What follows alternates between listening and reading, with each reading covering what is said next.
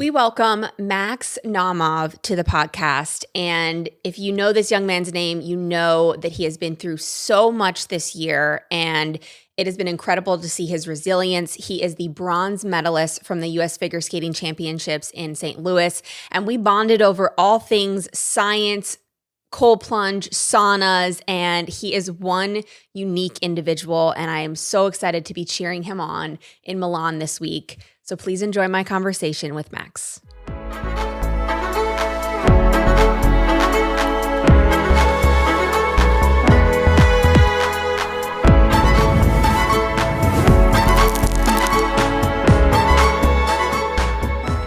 Such a wild 24 hour. Like you, I heard you say, like, you can't even process. Like, a human is not meant to have that many floods of emotion into them. No.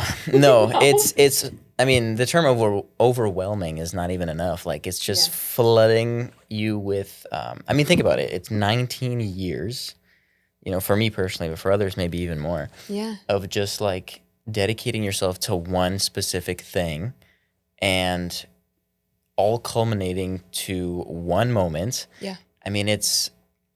Collectively, we have a 4-minute, 10-second program and a 2-minute, 50-second program. Yeah. So that's 7 minutes. We train 19 years for 7 minutes. Do you tell me you don't ever put it to yourself like that before? No, definitely not. No, I've never done that ever. Actually. Ever.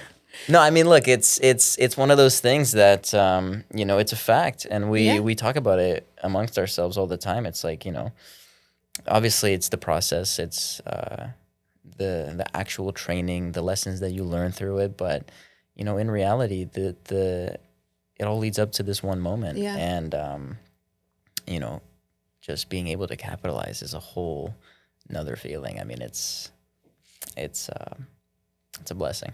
Yeah. How do you manage the emotions, the anxiety, the doubt, the things that, as a human being, we all feel?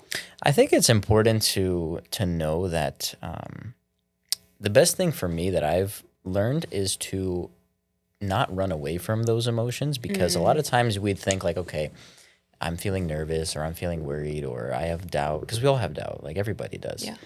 You could be 4-time Olympian gold medalist. You're still going to have doubt when you go into your next, thing. But it's accepting those feelings and being like, you know what? Yeah, I am really scared right now. Like, I'm about to, go do my free program, and I'm terrified. I'm running around making it look like I'm having fun. I'm listening to my music. I'm jamming out, but I'm so scared right now. Yeah, I'm freaking out. And that's okay. Like, you have to kind of come to terms with those things and be like, you know what? That's fine. I am feeling that, and I'm definitely not the only one who's feeling that. And it's normal that you're feeling that. It's actually good that you're feeling that. Yeah. Means you care. If you think exactly, it means that you care. And also, if you think about it, if you don't feel that, that's also kind of weird. Yeah. So accepting those feelings and being like, yeah, this is true. But imagine if even with all of this, I can still get through it. Like, that is what really empowers you. And then you look back and you're like, oh my God, like, I was able to do all of that. Like, that's insane. Yeah. And that, I mean, in that just mentality will help you far beyond sport in your life. I mean, every lesson that we learn in our sport, it translates directly into your life. I mean, the discipline, the hard work, the work ethic, the time management, the athleticism, I mean, everything, the IQ even. Yes. You start to, I mean, even just the way we live our lives as athletes is different. We approach things differently. We problem solve. We're able to regulate our emotions. We know what our emotions are. And other areas, of course, we lack. I mean, other people get to do other things, but in terms of self-development, I mean, I don't think there's almost anything better than sports to really facilitate that. I would 100% agree. Yeah. So you go home tonight? Tonight, 5:55. 5:55. What are the first couple things that you're going to do when you're home? Oh my God. I just want to lay down. That's what everyone's been saying. I want to lay down in my bed, and I want to, I don't know, me personally, I kind of just want to reminisce for a bit. I have a little, I don't even know what to call it, like a little section of the house that kind of, it's like a little viewing area where I have some of my medals and some of my stuff, and my parents were the ones that did that, and I want to just put my 2026 medal up there, you know, and just kind of stay there for a little while and reminisce.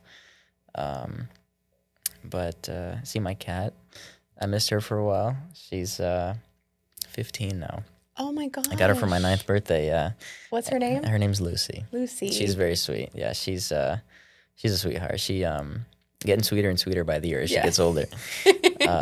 But she's been part of the family for so long, and so see her laid down, hit the sauna. I can't wait. I'm a massive sauna guy. So am I. Really? I have a sauna at home. Yeah. I would do anything to have a sauna. I unfortunately am, well, I mean, I'm in a townhouse, so I can't really do much. That's hard. But eventually, one of the first things I'll build is a sauna and a cold plunge. Like, I am the biggest fan of sauna and cold plunge. I've did so much research on it. I just watched Brian Johnson's video on it, all that stuff, and I'm like, oh my God.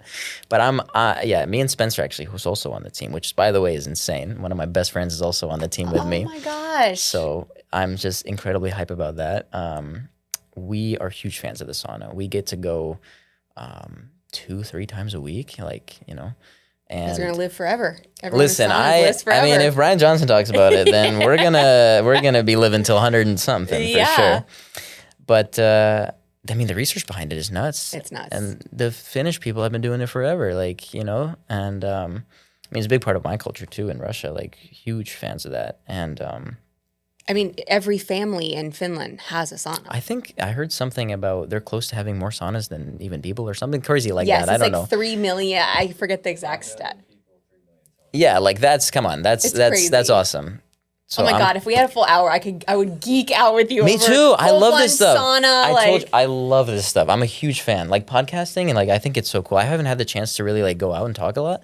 I'm a guy who likes to talk just a lot. I just go.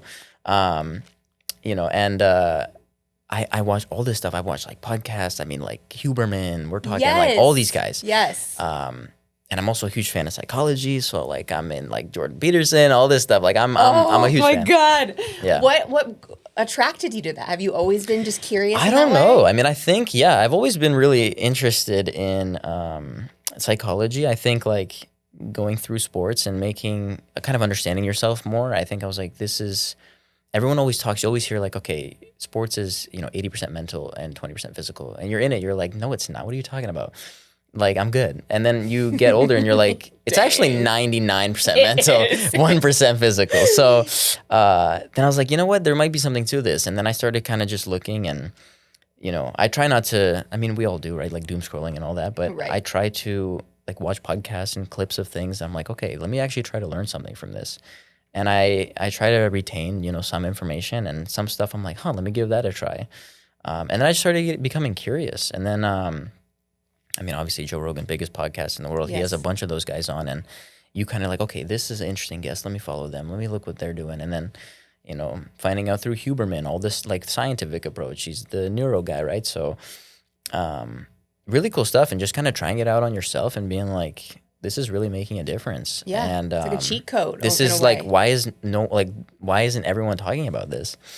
And again, Spencer too, my teammate, my Olympic teammate. God, that's amazing. Olympic teammate. He and I would talk about that stuff all the time, and I'd be like, "Yo, did you hear about this?" And he'd be like, "Yeah, but did you hear about this?" And then also like foods, like this food promotes this type of thing, and this food is this. I'm like, no way. So yeah, we've always been like, doing that stuff, and. Yeah, I'm a huge fan, especially psychology too. I talked with a lot of the sports psychs because we have, really great resources with U.S. figure skating. And, I remember I was young at the time, just going through stuff, and one of the sports psychs was like, you can maybe do this. Like, you can maybe do this for a profession. Yeah, I was going to ask. And I was like, really? And she's like, yeah, like you're really understanding a lot of this stuff. I'm like, no way.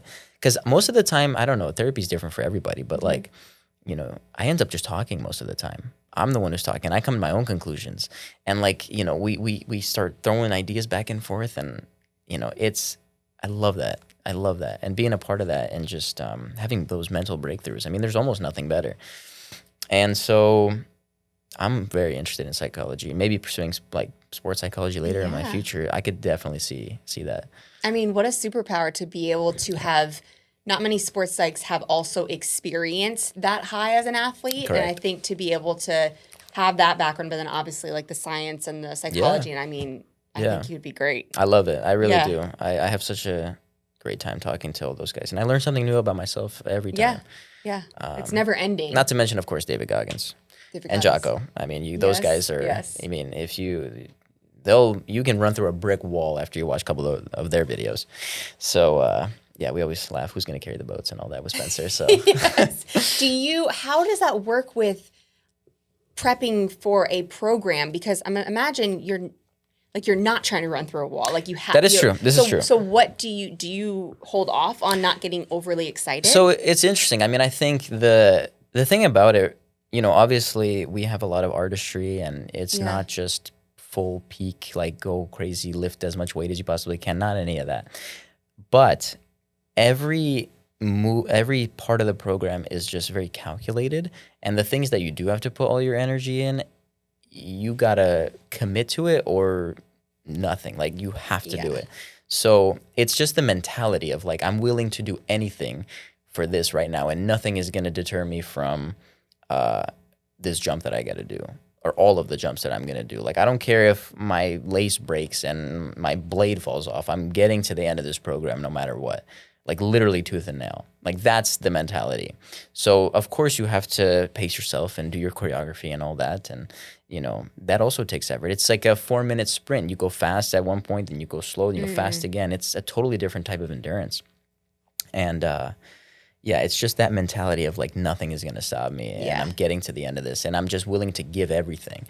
And even the choreography, like that stuff is hard too. It's not like the elements, they're difficult on their own, but really performing, like you just get gassed. In the beginning of the season, man, like the first minute, 2 minutes, you're like, how am I ever doing this ever?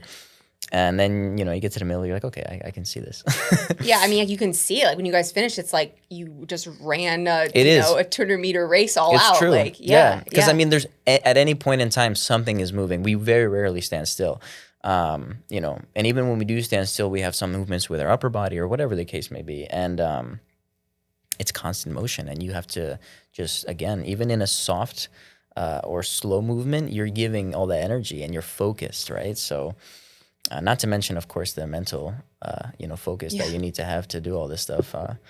So it's incredible. It is. Yeah. When you take a step back, you're like really shocked actually by what you do. Because when you're in the moment, you're like, this is just what I do. It's my job. Yeah, right. But then you step back, you're like, wow. Or when you're coaching, coaching is also a huge thing. Like seeing the younger kids and how they process information, and you see yourself in the kid, and you're like, wow, this is exactly how I would respond to this, or this is how that. Let me try a different approach. And then you realize that not everyone is gonna learn the same way, and you learn so much about them and about yourself. And I've grown so much as an athlete through coaching as well. Yeah. And I'm not the only one, I think. Yeah, I think that's what has helped me like almost appreciate what I've accomplished, because you see others doing it 100%. And you're like, wait, wow, I did that too. That's cool. Absolutely. Yeah. And especially that rewarding feeling of like really making a difference in that kid's life, because you always remember your coaches and all this, and those are literally core memories that like that person will have for the rest of their life. Oh, they'll remember you forever. The first axle they landed, or their first double or first triple, like